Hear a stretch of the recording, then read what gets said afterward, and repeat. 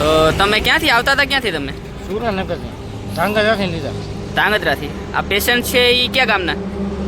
એ આપણે કયું ગામ કીધું કે ગામનું નામે ક્યાં લઈ ક્યાં જતા તમને? અમદાવાદ. અને આ બનાવ કેવી રીતે બન્યો? મને ડમ્પર વાળા આડો પડ્યો એકદમ. બરોબર. એ ડમ્પર ચાલક કઈ બાજુથી આવતો હતો? એ આમથી આવતો. તમે બે એક જ સાઈડથી આવતા હતા? એ ઊભો હતો ને ટર્ન માર્યો. બરોબર. અને અચાનક ટર્ન મારતા અકસ્માત થયો. અકસ્માત થઈ ગયો. જો તમારી સાથે કેટલા લોકો કેટલા હતા અંદર? અમે બે નર્સિંગ સ્ટાફ છે અને એક હું પોતે ડ્રાઈવર અને 3 જણા, એક પેશન્ટ ને 2 જણા ઈ ભાઈ. કોઈને વાગ્યું કે એવું કંઈ? સાહેબ ને એકને થોડોક વાગ્યું માથામાં. બરોબર.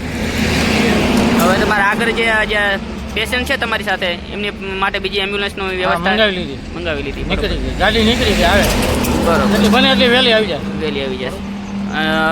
જે પોલીસ સ્ટાફ અત્યારે ઘટના સ્થળે આવી ગયો હતો તાત્કાલિક, તો જે ટ્રેલર ચાલક હતા એમને અત્યારે લઈ ગયા? હા, એ ભાઈને લઈ ગયા. ડમ્પર જે હાંકતા હતા એ ભાઈને લઈ ગયા પોલીસ સ્ટેશને. બરોબર. જો આ એમ્બ્યુલન્સ છે જેનો અત્યારે માલવણ અને અખિયાણા વચ્ચે અકસ્માત સર્જાયો છે.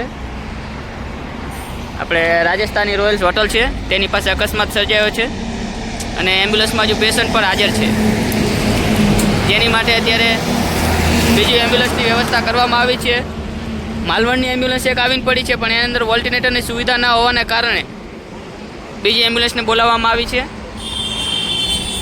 અને એમ્બ્યુલન્સમાં જે 3-4 લોકો સવાર હતા, જેની અંદરથી થોડુંક વાગેલું છે કોકને, બાકી કોઈ મોટી જાનહાની થઈ નથી. અને જે ટ્રક ચાલક હતો, જે ટ્રક ચાલક ડમ્પર ચાલક, એને માલવણ પોલીસ સ્ટેશને લઈ જવામાં આવ્યો છે અને એમ્બ્યુલન્સની અંદર લોકો સવાર છે.